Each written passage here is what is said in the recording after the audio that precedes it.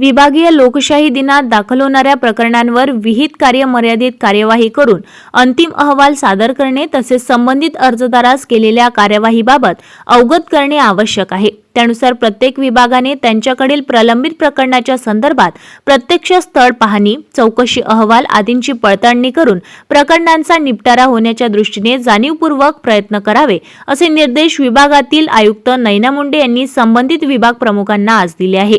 लोकशाही दिनात दाखल होऊन एकूण 12 प्रकरणावर चर्चा करून त्या अनुषंगाने आवश्यक कार्यवाही करण्याच्या सूचनाही त्यांनी संबंधित विभागाला दिल्या आहेत। विभागीय आयुक्तालयाच्या सभागृहात श्रीमती मुंडे यांच्या अध्यक्षतेखाली लोकशाही दिनाचे कामकाज पार पडले आहे। यावेळी अप्पर आयुक्त सूरज वाघमारे, उपायुक्त संतोष कवडे, राजीव फडके, नायब तहसीलदार श्यामसुंदर देशमुख यांच्यासह महसूल, पोलीस, महानगरपालिका, सहकार, कृषी, जलसंधारण व ऊर्जा विभागाचे अधिकारी प्रत्यक्षरित्या तर 5ही जिल्ह्याचे जिल्हाधिकारी व संबंधित अधिकारी दूरदृष्टी प्रणालीच्या माध्यमातून बैठकीला उपस्थित होते।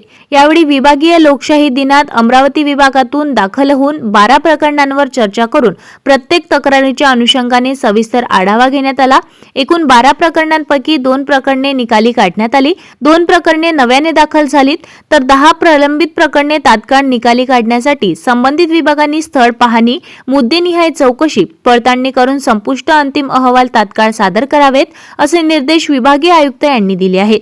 विभागीय महिला लोकशाही दिनांतर्गत एकही प्रकरण दाखल झालेलं नाही, अशी माहिती महिला व बालविकास विभागाद्वारे देण्यात आली आहे। यावेळी लोकशाही दिनासाठी अमरावती विभागातून उपस्थित राहिलेल्या तक्रारदारांचे म्हणणे ऐकून घेण्यात आले। मागील लोकशाही दिनानिमित्त प्रलंबित प्रकरणे नवीन लोकशाही दिनात सुनावणीसाठी येऊ नयेत, न्यायप्रविष्ट किंवा अर्धन्याय्य प्रकरणासंदर्भात तात्काळ अहवाल सादर करण्यात यावा, लोकशाही दिनासाठी दाखल होणाऱ्या तक्रार अर्जांवर वेळेत कार्यवाही होण्यासंबंधित विभागाने जबाबदारीपूर्वक प्रयत्न करावेत, अशा सूचना श्रीमती मुंडे यांनी यावेळी दिल्यात।